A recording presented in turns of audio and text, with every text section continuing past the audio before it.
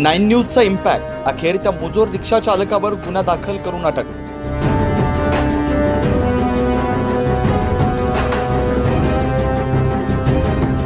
गुरुवारी धुलीवंदनाच्या दिवशी शहरातील शालिमार परिसरामध्ये DL12 CN 2823 या कारमध्ये एक पुरुष आणि महिला धुलीवंदन खेळून जात असताना शालिमार चौकात रिक्षा चालक जुना नाशिक कथाड्यातील मझहर खान व त्याच्या काही साथीदारांनी रिक्षाला कट लागल्याप्रकरणी मारहाण केल्याचा व्हिडिओ सोशल मीडियावरती व्हायरल झाला होता।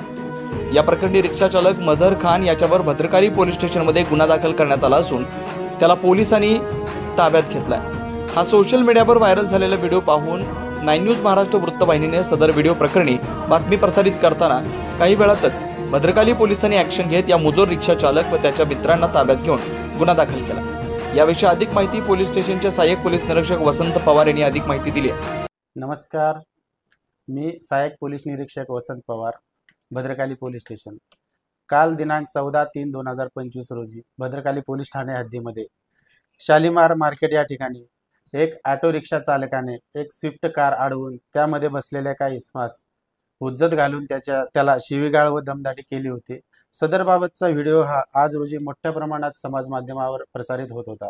त्यामुळे वरिष्ठ पोलीस निरीक्षक श्री गजेंद्र पाटील साहेब यांनी सदर घटनेबाबतची सविस्तर माहिती घेऊन सदरचा कारवाई करण्याबाबत आदेशित केल्याने आम्ही सदर घटनेची माहिती घेतली असता सदरचा ऑटो चालकाचे नाव हे मझहर अनवर खान असे असल्याचे माहिती मिळून आली। त्यामुळे आम्ही सदर घटनेची संपूर्ण माहिती घेऊन वरिष्ठ पोलीस निरीक्षक पाटील साहेब यांच्या मार्गदर्शनाखाली भद्रकाली पोलीस ठाणे येथे गुन्हा क्रमांक 100/2025 कलम 126(2), 352, 351(2)(3), 324(4) व 325 भारतीय न्याय संहिता याप्रमाणे गुन्हा दाखल केलेला आहे।